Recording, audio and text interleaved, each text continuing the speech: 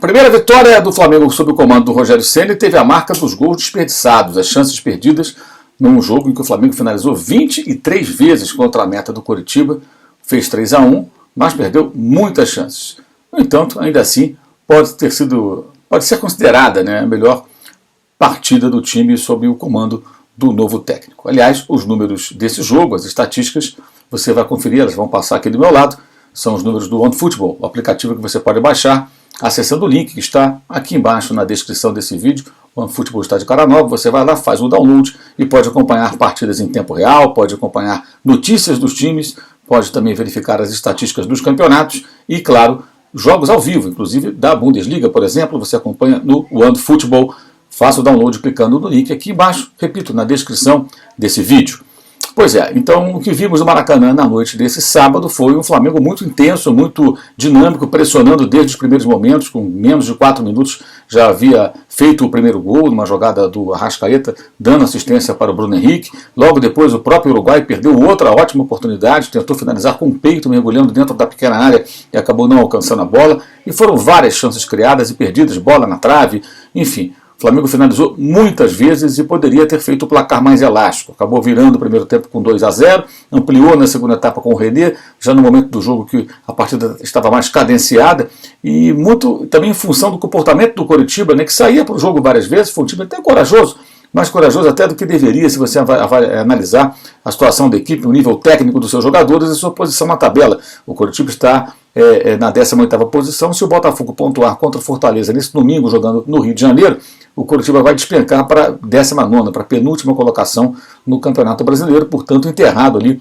na zona do rebaixamento. Mas o time tentou sair para o jogo e muitas vezes deu espaços que o Flamengo aproveitava. Só não aproveitava totalmente porque não aproveitava, não transformava as chances criadas em gols.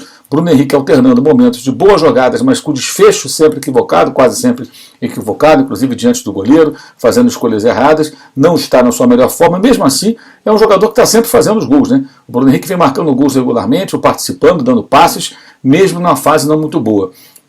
O mais importante do ponto de vista rubro-negro foi ver que a equipe já mostrou um futebol melhor contra o Coritiba, se você analisar o conjunto das 4 aparições no comando do Rogério. Mas o Coritiba está na zona de rebaixamento. Bem, na semana anterior contra o Atlético Goianiense, que não está na zona do rebaixamento, mas também é um time muito inferior tecnicamente ao Flamengo, a atuação foi bem inferior, foi muito mais fraca, o time concedeu muito mais oportunidades e não criou tantas chances de gol, tantas claras chances de gol, como nesse sábado agora no Maracanã contra o vice-campeão paranaense. Foi um jogo em que o Flamengo abriu pela direita o Everton Ribeiro, pela esquerda o Arrascaeta, o próprio técnico Rogério Ceni dando entrevista ao repórter Eric Faria na transmissão da televisão, pelo canal Premier, dizia: eu vou jogar mais ou menos como jogava o time do ano passado, o time do Jorge Jesus, abrindo a Arrascaeta de um lado, o Everton Ribeiro do outro e 2 jogadores velozes à frente. Sem o Gabigol teve Vitinho, que jogou bem, hein? Vitinho, que perdeu o pênalti contra o São Paulo na quarta-feira, fez um bom jogo. E ao lado dele o Bruno Henrique. Não por acaso o Vitinho participou de um dos gols, o gol da Arrascaeta, dele o passe para o Isla cruzar e o Uruguai finalizar, e deu o passe para o René entrar na área e chutar cruzado para fazer 3-0 no segundo tempo. O placar não ficou no 0 porque a defesa voltou a demonstrar problemas, embora tenha atuado um pouco mais segura, e quanto ao ataque, claro que não ameaçava tanto, ao levar o gol do Matheus, filho do Bebeto, no último lance da partida, num erro ali dos zagueiros, ele entrou entre o Tuller e o Léo Pereira, com liberdade, bateu o cruzado, finalizou bem o Matheus e fez o gol chamado de honra do Coritiba. A situação do Coxa é muito delicada.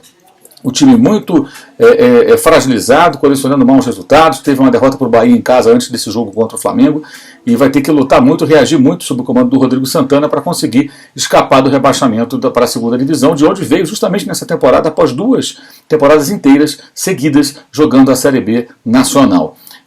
O que esperar agora do Flamengo contra o Racing? Bem, o time mais seguro, mais maduro e depois de bons momentos no primeiro tempo contra o São Paulo, quando até controlou o jogo, mas não era perigoso, não criava chances, o que se viu contra o adversário inferior, é verdade, mas o desenvolvimento das jogadas aconteceu de uma forma mais eficaz, com mais fluência, e as chances foram criadas. O time conseguiu, acho que, se estruturar melhor ofensivamente, né? E deve ter a volta do Felipe Luiz e também do Gabriel, o Gabigol. Isso pode fazer, evidentemente, uma grande diferença no time que vai jogar na Argentina na terça-feira.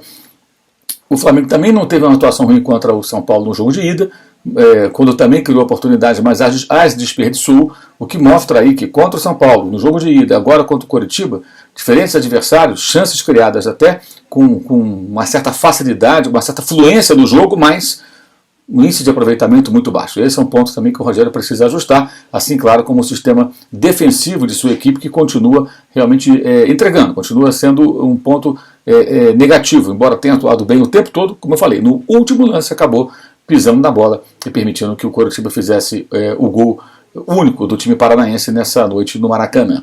Enquanto isso, lá no Paraná, o Atlético, rival do Coxa, recebeu o Santos. O Santos desfalcado, pensando em Libertadores, jogadores que tiveram Covid, que desfalcaram a equipe, e com isso foi com um time muito fragilizado. Também jogou o Santos bem desfalcado contra o Inter e venceu por 2-0 a equipe gaúcha na rodada anterior. Ou seja, não podemos aqui tirar o mérito do Atlético. O Atlético Paranaense venceu por 1-0 com o gol do Thiago Heleno, um jogo em que o Atlético conseguiu chegar à sua 4ª vitória consecutiva. O time saltou para a 9ª posição nesse sábado, depois de ficar lá na zona do rebaixamento por algum tempo, ou seja, saiu das últimas posições e já ocupa uma posição na parte de cima da tabela, pelo menos nesse momento. Pode até ser que ao final da rodada caia de novo ali para 11º, alguma coisa próximo disso, mas é uma clara reação do Atlético, 12 pontos conquistados de forma consecutiva pelo técnico Paulo Autuori, e a possibilidade, claro, do Atlético lutar agora para não ficar ali naquela região perigosa da tabela, ou ao contrário, poder brigar por uma condição melhor, quem sabe até lutando por uma vaga em competições internacionais. O Atlético muito transformado ao longo da temporada.